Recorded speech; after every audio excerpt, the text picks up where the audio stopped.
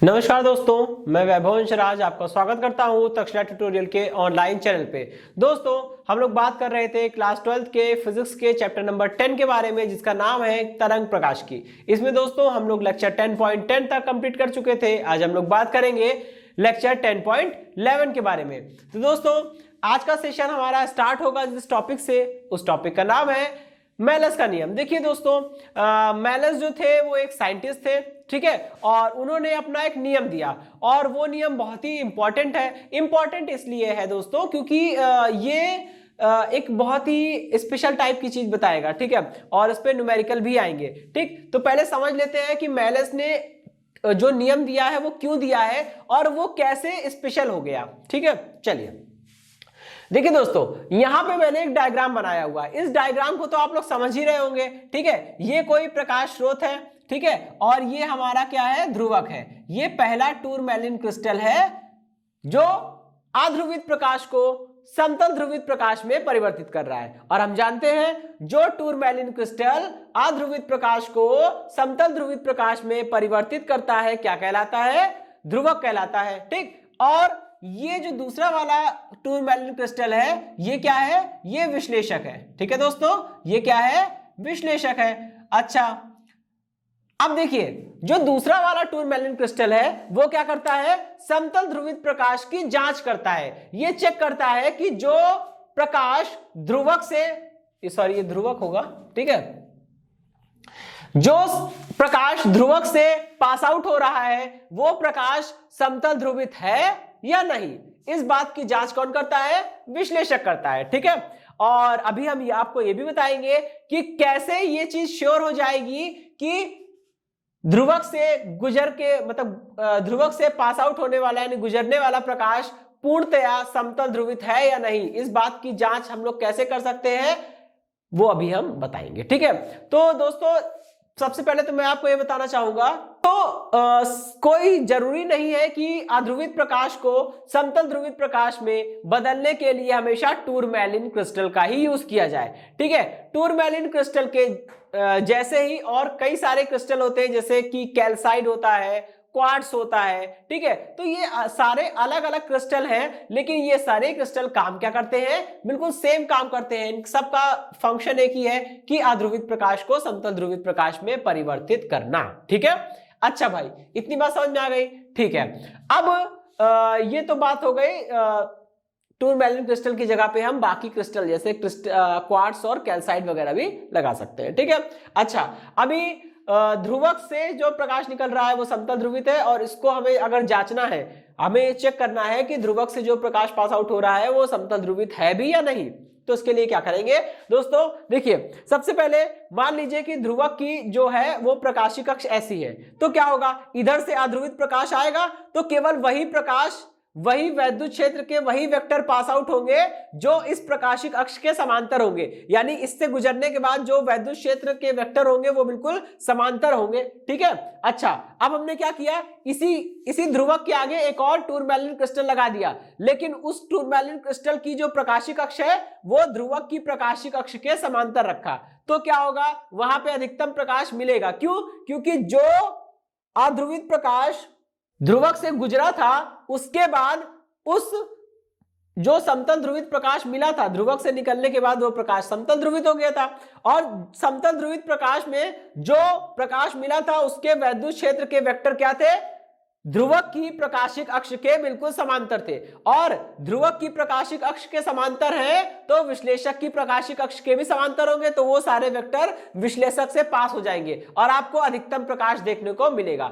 लेकिन अगर आपने क्या किया कि विश्लेषक से जो समतल ध्रुवित प्रकाश निकल रहा है उसके सामने आपने विश्लेषक को रखा है और विश्लेषक को थोड़ा थोड़ा घुमाते जाइए। जब आप विश्लेषक को थोड़ा थोड़ा घुमाते जाएंगे तो क्या होगा, एक स्थिति ऐसी आएगी कि जब आपका जो विश्लेषक है वो बिल्कुल ही हॉरिजॉन्टल यानी क्षैतिज हो जाएगा। जब आपका विश्लेषक बिल्कुल क्षैतिज हो जाएगा तो उसकी प्रकाशिक अक्ष ध्रुवक की प्रकाशिक अक्ष के लंबवत हो जाएगी, और इस केस में क्या होगा, आपको शून्य तीव्रता दिखनी चाहिए। क्यों, क्योंकि ध्रुवक से गुजरने वाले प्रकाश में वैद्युत क्षेत्र के वेक्टर तो ध्रुवक की प्रकाशिक अक्ष के समांतर होंगे।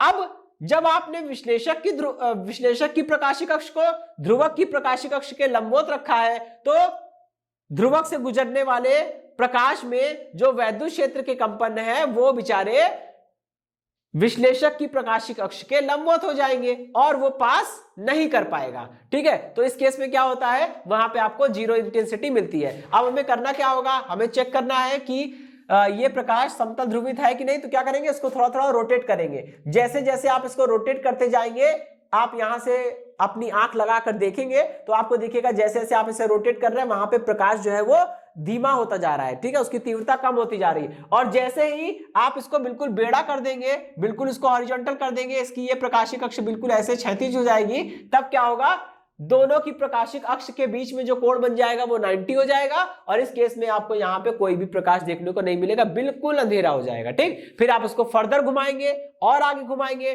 तो धीरे धीरे आपको लगेगा कि प्रकाश की तीव्रता बढ़ रही है। ठीक है, तो समतल ध्रुवित प्रकाश की यही खासियत होती है, चेक करने का यही तरीका है कि जब ध्रुवक और विश्लेषक की प्रकाशिक अक्ष के बीच में 90 डिग्री का कोण बनेगा, तब विश्लेषक से झांकने पर आपको प्रकाश बिल्कुल नहीं दिखाई देगा, बिल्कुल अंधकार दिखाई देगा, या फिर आप यूं बोल सकते हैं कि शून्य प्रकाश आपको मिलेगा, प्रकाश की तीव्रता बिल्कुल ही कम हो जाएगी। ठीक है, अच्छा दोस्तों चलिए, अब मेलस ने बताया कि अगर मान लीजिए कि ध्रुवक से जो प्रकाश निकल रहा है ये प्रकाश समतल ध्रुवित है, हम सभी लोग जानते हैं। ठीक है, हम सभी लोग जानते हैं कि ध्रुवक से निकलने वाला प्रकाश कैसा होता है, समतल ध्रुवित होता है। जब ध्रुवक से निकलने वाला समतल ध्रुवित प्रकाश की अगर हम तीव्रता मान लेते हैं, कितनी है, I0 है। हमने माना है कि समतल ध्रुवित प्रकाश जो कि ध्रुवक से निकला है उसकी तीव्रता कितनी है, I0 है। और यही समतल ध्रुवित प्रकाश किस पर गिरा, विश्लेषक पर गिरा। तो विश्लेषक से निकलने के बाद जब यह प्रकाश विश्लेषक से बाहर निकलेगा, तो विश्लेषक से बाहर निकलने के बाद इस प्रकाश की तीव्रता कितनी होगी, I बराबर I0 cos स्क्वायर थीटा। बात समझ में आ रही है। ठीक है, तो यही जो फॉर्मूला दिया था मेलस ने। ठीक है, यही फॉर्मूला जो है वो है मेलस लॉ। ठीक है, तो मेलस ने ये बताया कि अगर हम ये मान लेते हैं कि ध्रुवक से गुजरने वाले प्रकाश यानी समतल ध्रुवित प्रकाश की तीव्रता कितनी है, I0 है।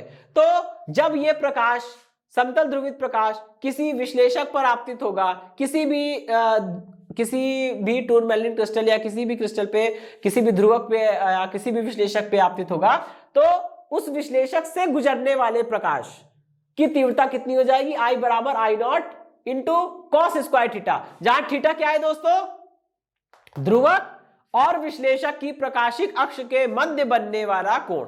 ठीक है, इस बात को समझिएगा।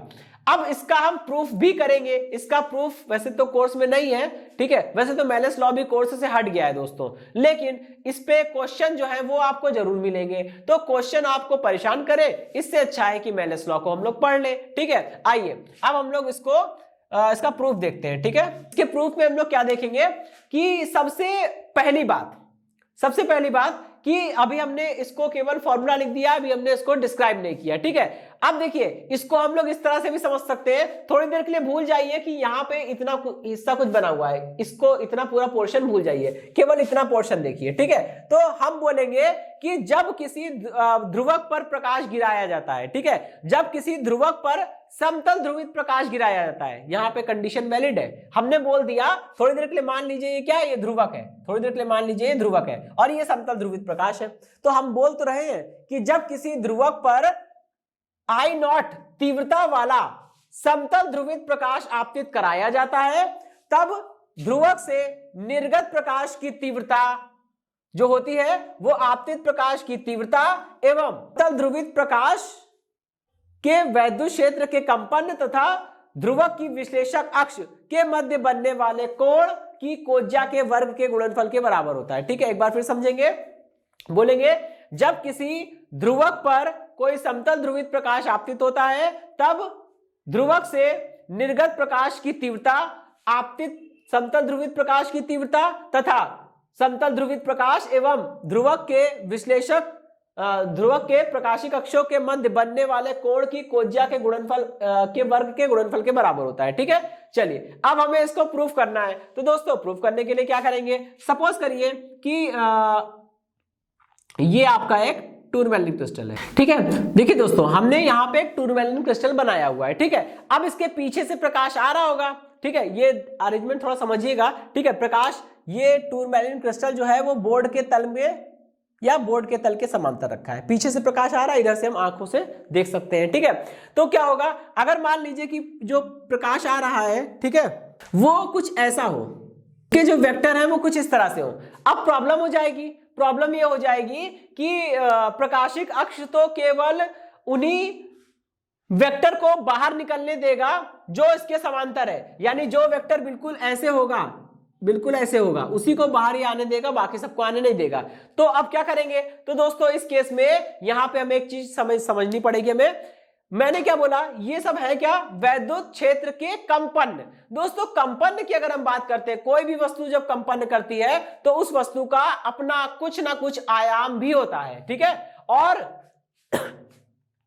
अगर ये वेक्टर कंपन कर रहे हैं, समझिएगा, अगर ये वेक्टर कंपन कर रहे हैं तो ये जो है ये डिस्टेंस घटती बढ़ती रहेगी, ये कंप्रेस होगा, ये कंप्रेस होगा, फिर ये फैलेगा, ये फैलेगा, ठीक है। तो ऐसे कंप्रेस होते रहेंगे, ठीक, क्योंकि कंपन में क्या होता है, हमेशा विस्थापन जो होता है वो अधिकतम नहीं रहता, विस्थापन हमेशा माध्य स्थिति से बदलता रहता है। और लेकिन माध्य स्थिति से अधिकतम विस्थापन जो होता है उसी को हम क्या बोलते हैं, उसी को हम बोलते हैं आयाम। तो यहाँ पे ये जो डिस्टेंस दी गई है, मैक्सिमम डिस्टेंस, ये क्या है, एक तरह से उसका आयाम है। अगर हमने मान लिया कि इस वाले ये जो वेक्टर आया है इसका आयाम कितना है, ए है, हमने क्या मान लिया, इसका आयाम कितना है, ए है, ठीक है। तो क्या करेंगे, सबसे पहले तो काम तो करेंगे दोस्तों, इस वेक्टर के हम लोग कंपन लेंगे, सॉरी इसके कंपोनेंट लेंगे, इसके घटक लेंगे, ठीक है। पहला घटक जो होगा वो प्रकाशिक अक्ष के लंबवत आएगा और जो दूसरा घटक होगा वो प्रकाशिक अक्ष की दिशा में आएगा, ठीक है भाई। अच्छा अब समझिएगा, हमने आपको बताया था, ठीक है ना, कि अगर किसी भी वेक्टर के आप दो टुकड़े करते हैं, ठीक है, किसी भी वेक्टर के आप दो टुकड़े करते हैं तो वेक्टर जिस डायरेक्शन से एंगल बनाता है वो वाला हिस्सा कॉस होता है। अगर मान लीजिए ये हॉरिजॉन्टल डायरेक्शन से ए कोई वेक्टर है और ये हॉरिजॉन्टल डायरेक्शन से थीटा एंगल बना रहा है, तो हॉरिजॉन्टल डायरेक्शन में जो कंपोनेंट आएगा वो कितना आएगा, ए कॉस थीटा आएगा, और वर्टिकल डायरेक्शन में जो कंपोनेंट आएगा वो ए साइन थीटा आएगा। बात समझ में आ गई। अच्छा अभी देखिए यहां पे क्या है, ये जो वेक्टर है, ठीक है, इस वेक्टर के कंपोनेंट लेने, इसके घटक लेने। तो अगर ये वेक्टर हॉरिजॉन्टल कह रहा हूं, वर्टिकल डायरेक्शन से अगर थीटा का कोण बना रहा होगा, ठीक है, तो ये वर्टिकल डायरेक्शन से थीटा कोण बना रहा होगा, क्योंकि दोस्तों हम लोग थीटा को मेजर करेंगे तो कहां से मेजर करेंगे, हमेशा प्रकाशिक अक्ष से ही मेजर करेंगे, ठीक है। तो अगर ये वेक्टर ए जो है वो प्रकाशिक अक्ष के साथ थीटा कोण बना रहा है तो इसके लंबवत जो घटक मिलेगा वो क्या हो जाएगा, ए कॉस थीटा, और जो लंबवत मिलेगा वो क्या हो जाएगा, वो हो जाएगा ए साइन थीटा, ठीक है। बस बात खत्म। अब देखिए क्या है दोस्तों, होता कुछ इस प्रकार है कि जब कोई वेक्टर, मतलब कोई वैद्युत क्षेत्र का कंपन या वैद्युत वेक्टर प्रकाशिक अक्ष के साथ थीटा कोण बनाता हुआ आपतित होगा तो वो पूरा पास आउट नहीं हो पाएगा। इस केस में होगा क्या, उस वेक्टर के हम कंपोनेंट लेंगे। जब उस वेक्टर के हम कंपोनेंट लेंगे तो जो उस वेक्टर का जो कंपोनेंट प्रकाशिक अक्ष की दिशा में मिलेगा वो हो जाएगा ए कॉस थीटा, और जो प्रकाशिक अक्ष के लंबवत मिलेगा वो हो जाएगा ए साइन थीटा, ठीक है। आपको पता है ए क्या है, उस कंपन का आयाम है जिसके बारे में हम बात कर रहे हैं, उस वैद्युत वेक्टर का, ठीक है, उस वैद्युत क्षेत्र के कंपन का आयाम है ए, ठीक। अच्छा अब आपको पता है कि ए साइन थीटा तो बिल्कुल भी पास आउट नहीं होगा, क्योंकि मैंने बताया था कोई भी ध्रुवक होता है वो केवल अपनी प्रकाशिक अक्ष के लंबवत, कोई भी जो ध्रुवक होता है वो अपनी प्रकाशिक अक्ष के समांतर वैद्युत क्षेत्र के कंपन को ही पास आउट होने देता है, और जो वैद्युत क्षेत्र के कंपन उसकी प्रकाशिक अक्ष के लंबवत होते हैं उसको वो वहीं पे रोक देता है। तो ए साइन थीटा तो बाहर नहीं आएगा, इसका केवल घटक जो ए कॉस थीटा है वही बाहर आ पाएगा, ठीक है। अच्छा आप समझिएगा कि ध्रुवक से बाहर आने वाले प्रकाश की जो तीव्रता होती है, ध्रुवक से बाहर आने वाले प्रकाश की तीव्रता आई, आपको पता है कि किसी भी तरंग की जो तीव्रता होती है दोस्तों वो क्या होती है, वो उसके उस तरंग के आयाम के वर्ग के अनुक्रमानुपाती होती है, ठीक है। मैंने आपको बताया था किसी भी तरंग की तीव्रता यांत्रिक तरंगों की तीव्रता का सूत्र होता है 2 pi square n square a square rho v। ये आपको बताया था जब व्यतिकरण बताया गया था, ठीक है। अच्छा, तो आप ऐसा बोल सकते हैं कि तरंग की तीव्रता जो है वो आयाम के वर्ग के अनुक्रमानुपाती है। तो ध्रुवक से बाहर निकलने वाले प्रकाश की जो तीव्रता होगी वो ध्रुवक से निकलने वाले वैद्युत क्षेत्र के कंपन के आयाम के वर्ग के अनुक्रमानुपाती होगी। लेकिन आपको पता है कि ध्रुवक से जो प्रकाश निकल रहा है उसमें वैद्युत क्षेत्र का जो कंपन है वो पूरा पूरा बाहर नहीं निकल रहा है, उस वैद्युत क्षेत्र के कंपन का एक घटक बाहर निकल रहा है, और वो घटक कौन सा है? a cos theta. तो यहां पे जो आयाम बाहर निकल पा रहा है, ठीक है, वेक्टर का जो आयाम बाहर निकल पा रहा है, वैद्युत क्षेत्र के कंपन का जो आयाम बाहर निकल रहा है वो क्या है? a cos थीटा है, ठीक है। और ने बोला कि तरंग की तीव्रता जो होती है वो आयाम के स्क्वायर होती, आयाम के वर्ग के अनुक्रमानुपाती होती है, ठीक है। तो हमें क्या करना पड़ेगा दोस्तों? इसका वर्ग करना पड़ेगा, ठीक है। चलिए अभी क्या करेंगे, इसको सॉल्व करने का प्रयास करिए। स्क्वायर खोलिए, a square cos square theta, ठीक है। अभी क्या होगा? आई, अब ये अनुक्रमानुपाती का चिन्ह हटेगा तो एक कांस्टेंट आएगा, अनुक्रमानुपाती का चिन्ह हटा, एक कांस्टेंट आया k इंटू ए स्क्वायर, और ये बन गया cos स्क्वायर थीटा। अभी ये क्या बन जाएगा? I इज इक्वल टू दोस्तों k इंटू ए स्क्वायर। ये अच्छा, अभी थोड़ी देर के लिए a cos theta a sin theta का झगड़ा खत्म करिए, ठीक है। सबसे पहले ये सोचिए कि इस ध्रुवक पर जब कोई समतल ध्रुवित प्रकाश गिरा होगा, ठीक है, तो उस समतल ध्रुवित प्रकाश में वैद्युत क्षेत्र के कंपन क्या रहे होंगे? a होंगे, ठीक है। अगर हम किसी समतल ध्रुवित प्रकाश की बात करते हैं, जो समतल ध्रुवित प्रकाश इस ध्रुवक पे गिर रहा था, ठीक है, अगर उसके वैद्युत क्षेत्र के कंपन का आयाम a है तो आप a स्क्वायर का मल्टीप्लाई करके आगे एक कांस्टेंट k से गुणा कर दीजिए, तो आपको क्या मिल जाएगा? आपतित समतल ध्रुवित प्रकाश की कुल तीव्रता, ठीक है। और इस पे आपतित समतल ध्रुवित प्रकाश की तीव्रता को हमने I नॉट बोला था, ठीक है। तो k इंटू ए स्क्वायर बन के क्या बन जाएगा? k इंटू ए स्क्वायर मिलके I नॉट बन जाएगा। तो ये हो गया I not cos square theta, ठीक। चलिए ये तो हो गया, प्रूफ हो गया मेलस का लॉ, ठीक। तो मेलस का नियम यही बताता है कि अगर किसी ध्रुवक पर कोई I नॉट तीव्रता वाला कोई समतल ध्रुवित प्रकाश आपतित होता है, तब उस ध्रुवक से निर्गत प्रकाश की तीव्रता, आपतित प्रकाश की तीव्रता I नॉट तथा समतल ध्रुवित प्रकाश एवं प्रकाशिक अक्ष एवं ध्रुवक की प्रकाशिक अक्ष के मध्य बने कोण की कोज्या के वर्ग के गुणनफल के बराबर होता है, ठीक है। यानी I is equal to I naught, ये I नॉट क्या है? आपतित समतल ध्रुवित प्रकाश की तीव्रता, और थीटा क्या है? समतल ध्रुवित प्रकाश में वैद्युत क्षेत्र के वेक्टर और ध्रुवक की प्रकाशिक अक्ष के बीच में बनने वाला कोण, ठीक है। चलिए दोस्तों, तो ये मेलस लॉ कंप्लीट हुआ, ठीक है। अब हम लोग आगे बढ़ते हैं। चलिए दोस्तों, अब देखिए हमारा जो नेक्स्ट टॉपिक है वो एक क्वेश्चन है, ठीक है। अभी हमने मेलस लॉ पढ़ा है, अब हम क्या करेंगे? मेलस लॉ पर आधारित एक क्वेश्चन को देखेंगे, ठीक है। देखिए क्वेश्चन क्या है? किसी विश्लेषक पर ध्रुवक द्वारा समतल ध्रुवित प्रकाश आपतित कराया जाता है। आपको पता है दोस्तों कि प्रकाश स्रोत के सामने पहले एक टूरमैलिन क्रिस्टल रखा होता है। वो टूरमैलिन क्रिस्टल क्या करता है? प्रकाश स्रोत से आने वाले अध्रुवित प्रकाश को समतल ध्रुवित प्रकाश में परिवर्तित करता है, ठीक है। फिर उस समतल ध्रुवित प्रकाश के भी आगे एक दूसरा टूरमैलिन क्रिस्टल रखा होता है। वो इस बात की जांच करता है कि ध्रुवक से निकलने वाला प्रकाश पूरी तरह से समतल ध्रुवित है भी या नहीं, तो उसको हम लोग बोलते हैं विश्लेषक। तो विश्लेषक पर ध्रुवक से निकलने वाला प्रकाश ही हमेशा विश्लेषक पर गिरेगा। इतना बात तो आप जानते ही होंगे कि ध्रुवक से निकल कर ही प्रकाश किस पे जाके गिरता है? विश्लेषक पर गिरता है। तो किसी विश्लेषक पर ध्रुवक द्वारा समतल ध्रुवित प्रकाश आपतित कराया जाता है। यदि विश्लेषक पर आपतित यानी विश्लेषक पर गिरने वाले प्रकाश की तीव्रता कितनी है दोस्तों? I नॉट अपॉन में 2 है।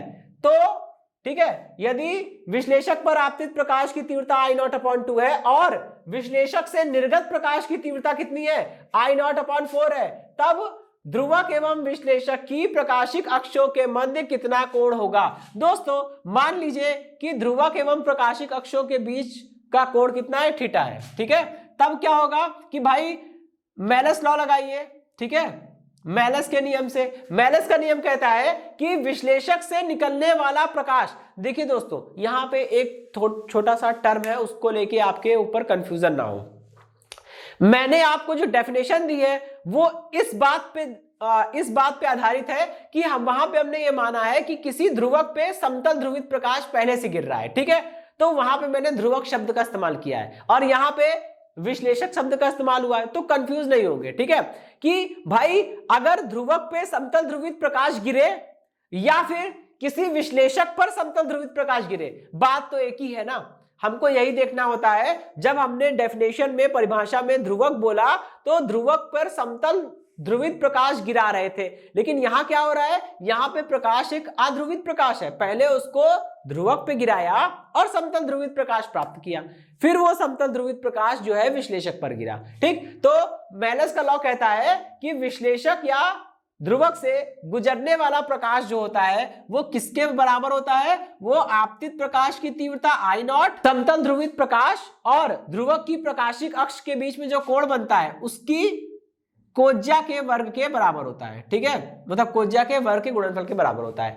अब देखिए दोस्तों, यहां पे एक चीज ध्यान रखिएगा, I0 क्या होता है, I0 विश्लेषक पर गिरने वाले या ध्रुवक पर गिरने वाले समतल ध्रुवित प्रकाश की तीव्रता होती है। यहाँ पे विश्लेषक पर गिरने वाले प्रकाश की तीव्रता कितनी है, I0/2। तो दोस्तों थोड़ा सा ध्यान रखिएगा, ये सिंबल आपको कंफ्यूज कर सकते हैं। तो यहाँ पे हमने क्या किया, थोड़ा सा चेंज कर दिया, हमने विश्लेषक पर गिरने वाले प्रकाश की तीव्रता को I0 मान लिया है और विश्लेषक से निकलने वाले प्रकाश की तीव्रता को I मान लिया है। तो इस केस में क्या होगा, अप्लाई करिए कि भाई विश्लेषक से निकलने वाला प्रकाश की तीव्रता I = I0। दोस्तों I0 कितना है, विश्लेषक पर गिरने वाले प्रकाश की तीव्रता को ही हम लोग I0 बोल रहे हैं और वो कितना है, वो है I0/2, ठीक है। यहां पुट कर दीजिए, ठीक है। देखिए I0 क्या था, विश्लेषक पर या ध्रुवक पर गिरने वाले समतल ध्रुवित प्रकाश की तीव्रता, जो कि हमने यहाँ पे I0 मानी हुई है और I0 का मान हमें दिया हुआ है कि विश्लेषक पर कितना प्रकाश गिर रहा है, I0/2 तीव्रता का प्रकाश गिर रहा है, ठीक है। और दोस्तों साथ ही साथ एक चीज और दी है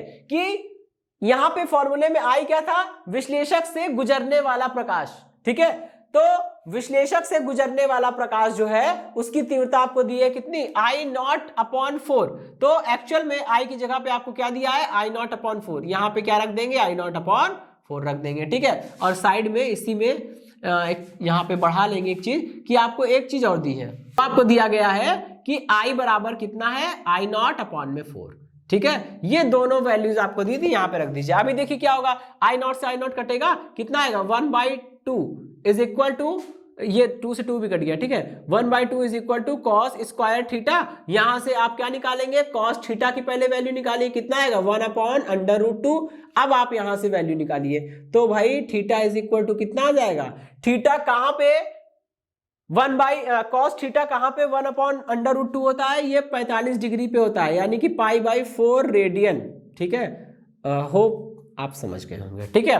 तो ये क्या है, इसका मतलब ये हुआ कि ध्रुवक और विश्लेषक की प्रकाशिक अक्षों के मध्य कितना कोण होगा, π/4 का कोण होगा। इस तरह के क्वेश्चन एग्जाम में आते हैं, ठीक है। ये सारे क्वेश्चन जहां पे आपको ध्रुवक और विश्लेषक की प्रकाशिक अक्षों के मध्य बना कोण या फिर ध्रुवक और समतल ध्रुवित प्रकाश के मध्य बना कोण, ठीक है, पूछा जाएगा तो आप मेलस लॉ लगाएंगे, ठीक है दोस्तों। चलिए अब हम लोग बढ़ते हैं इस सेशन के आखिरी टॉपिक पर। देखिए हमारा जो नेक्स्ट टॉपिक है वो क्या है, परावर्तन द्वारा प्रकाश का ध्रुवण अथवा ब्रूस्टर का नियम। दोस्तों ब्रूस्टर एक साइंटिस्ट थे, ठीक है। उन्होंने एक बहुत ही स्पेशल चीज बताई, एक बहुत ही नई चीज बताई, ठीक है। उन्होंने ये बताया कि अभी तक हम किस चीज के बारे में पढ़ रहे थे, ध्रुवण, कि भाई प्रकाश का ध्रुवण क्या है, कैसे होता है और इसके क्या क्या मतलब कि इसके क्या क्या गुण हैं, वो सारी चीजें, ठीक है। और कैसे किसी समतल ध्रुवित प्रकाश की हम लोग जांच कर सकते हैं, ठीक। फिर उसके बाद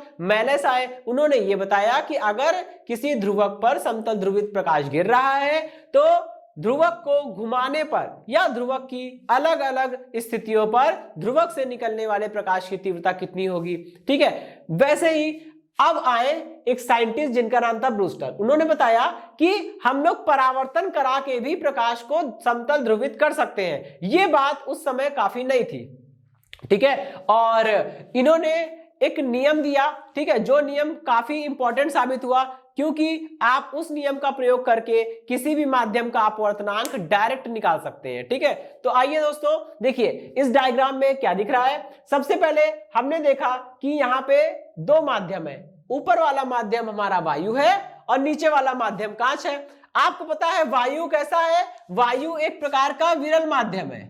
वायु कैसा माध्यम है, विरल माध्यम है। और कांच कैसा माध्यम है, सघन माध्यम है। ठीक है, चलिए भाई, जब वायु विरल है और कांच सघन है तो होगा क्या, पहले कहीं से किसी प्रकाश स्रोत से कोई अध्रुवित प्रकाश, ठीक है, अध्रुवित प्रकाश मतलब कोई भी सामान्य प्रकाश आकर कांच पर गिरेगा। ठीक है, अब कांच के सतह पर जैसे ही कोई अध्रुवित प्रकाश गिरेगा तो क्या होगा, उस प्रकाश का कुछ हिस्सा परावर्तित हो जाएगा।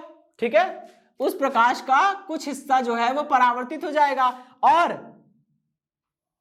अधिकांश हिस्सा क्या होगा, अपवर्तित हो जाएगा। ठीक है, हमें पता है कि जो आर पार देखने वाले शीशे होते हैं, मतलब पारदर्शी शीशे होते हैं, तो पारदर्शी शीशों पर अपवर्तन बहुत ज्यादा होता है, परावर्तन बहुत कम होता है। ठीक है, चलिए, तो जब कोई अध्रुवित प्रकाश किसी सघन माध्यम के अंतरापृष्ठ, किसी सघन माध्यम के अंतरापृष्ठ पर आपतित होगा, तब उस प्रकाश का कुछ भाग जो है वो परावर्तित हो जाएगा और ज्यादातर हिस्सा जो है, ज्यादातर भाग जो है वो अपवर्तित हो जाएगा।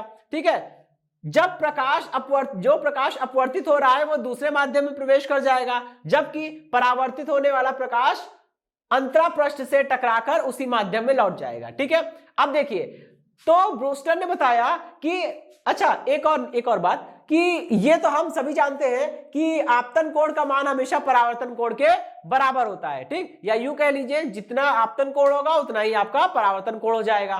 तो ब्रूस्टर ने बताया कि ब्रूस्टर ने प्रयोग किया, प्रयोग में उन्होंने क्या किया कि प्रकाश किरण को, यानी कि आपतित प्रकाश को, ठीक है, आपतित अध्रुवित प्रकाश को अलग अलग कोणों पर आपतित कराया। मतलब उन्होंने भिन्न भिन्न आपतन कोण के लिए प्रयोग को दोहराया। तो जैसे ही ब्रूस्टर ने आपतन कोण के मान को परिवर्तित करना शुरू किया और परावर्तित प्रकाश की हर बार जांच करी, तो उन्होंने देखा कि किसी एक विशेष आपतन कोण के लिए, मतलब आपतन कोण का मान बढ़ाते बढ़ाते एक आपतन कोण ऐसा मिला कि अगर उस आपतन कोण पे आप प्रकाश को गिराइए, प्रकाश को आपतित कराइए, तो परावर्तित होने वाला प्रकाश जो है वो पूरी तरह से समतल ध्रुवित हो जाता है। ठीक है, और यही बात जो है वो उन्होंने ब्रूस्टर के नियम में, यानी अपने नियम में कही थी। ठीक, तो जैसे जैसे आप आपतन कोण के मान को परिवर्तित करते हैं, आप देखते हैं कि परावर्तित होने वाले प्रकाश में समतल ध्रुवित प्रकाश की मात्रा घटती बढ़ती रहती है। जैसे जैसे आप आपतन कोण बढ़ाते हैं, ठीक है, तो क्या होता है, प्रकाश, परावर्तित प्रकाश में समतल ध्रुवित प्रकाश की मात्रा बढ़ने लगती है। लेकिन दोस्तों, किसी एक विशेष आपतन कोण के लिए परावर्तित प्रकाश जो होता है वो पूरी तरह से समतल ध्रुवित हो जाता है। और उसी आपतन कोण को, ठीक है, उसी आपतन कोण को हम लोग क्या बोलते हैं दोस्तों, उसी आपतन कोण को हम लोग बोलते हैं ध्रुवण कोण। ठीक है, ध्रुवण कोण यानी कि एंगल ऑफ पोलराइजेशन। ठीक है, या फिर इसका एक दूसरा नाम भी है ब्रूस्टर कोण। ठीक है, ठीक, बात समझ में आ गई।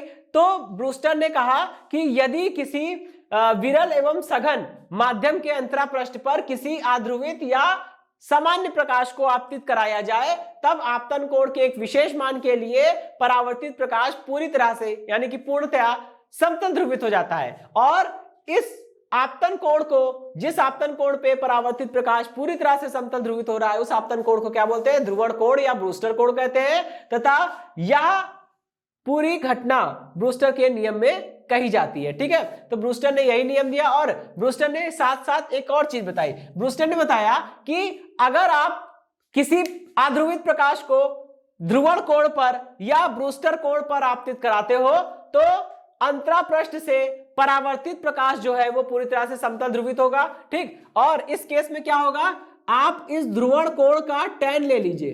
क्या ले लीजिए, tan। आप इस ध्रुवण कोण का जैसे ही tan निकालेंगे तो वो क्या हो जाएगा, वो सघन माध्यम का विरल माध्यम के सापेक्ष अपवर्तनांक हो जाएगा। ठीक है, n क्या हो जाएगा, n जो हो जाएगा वो विरल माध्यम, सघन माध्यम का विरल के सापेक्ष अपवर्तनांक। ठीक है, तो ब्रूस्टर ने अपने नियम में एग्जैक्टली जो कहा है वो ये है। ठीक है, n बराबर tan IP। ब्रूस्टर ने अपने नियम में वास्तव में जो कहा है वो ये है कि ब्रूस्टर ने अपने नियम में बोला कि अगर किसी अध्रुवित प्रकाश को या सामान्य प्रकाश को किसी सघन माध्यम पर आपतित कराया जाता है, तब आपतन कोण के एक विशेष मान पर, ठीक है, आपतन कोण के एक विशेष मान पर परावर्तित प्रकाश पूरी तरह से समतल ध्रुवित हो जाता है। इस कोण को ध्रुवण कोण या ब्रूस्टर कोण कहते हैं। और किसी सघन माध्यम का विरल माध्यम की सापेक्ष अपवर्तनांक जो होता है वो उसी ध्रुवण कोण के tan के बराबर होता है। tan मतलब ज्या, ठीक है, उसी ध्रुवण कोण की ज्या जो होती है वो किसके बराबर होती है? सघन माध्यम का विरल माध्यम के सापेक्ष अपवर्तनांक के बराबर होती है। ठीक है दोस्तों, तो ये है Brewster law, n is equal to tan IP। ये बहुत इंपॉर्टेंट लॉ है क्योंकि इस पे डायरेक्ट क्वेश्चन आते हैं और साथ ही साथ इसी नियम का प्रयोग करके आगे एक छोटा सा क्वेश्चन को हम प्रूव करेंगे। वो क्वेश्चन प्रूविंग का जो क्वेश्चन है वो बहुत पूछा जाता है। ठीक है दोस्तों, तो इसलिए भी वो इंपॉर्टेंट है। चलिए दोस्तों, तो इसी के साथ ये सेशन समाप्त होता है। और अरे हाँ दोस्तों, एक और छोटी चीज वो ये है कि देखिए मैंने यहाँ पे डायग्राम में क्या बनाया है, डायग्राम में मैंने बनाया है पहला माध्यम वायु, दूसरा माध्यम कांच। ठीक है, अच्छा अगर कांच और वायु की बात करें तो कांच और वायु के लिए, ठीक है, कांच वायु के लिए आईपी का जो मान होता है ना दोस्तों, कांच वायु के लिए आईपी का मान जो होता है वो 57 डिग्री के आसपास होता है। ठीक है, इस चीज का ध्यान रखिएगा। कांच और वायु के लिए जो ध्रुवण कोण या ब्रूस्टर कोण का मान होता है वो 57 डिग्री होता है। ठीक, चलिए दोस्तों, इसी के साथ ये सेशन समाप्त हुआ। इस सेशन से जुड़े नोट्स प्राप्त करने के लिए डिस्क्रिप्शन में दिए गए लिंक पर जाके क्लिक कीजिए। ओके दोस्तों, आज के सेशन में इतना ही, मिलता हूं नेक्स्ट सेशन में। धन्यवाद।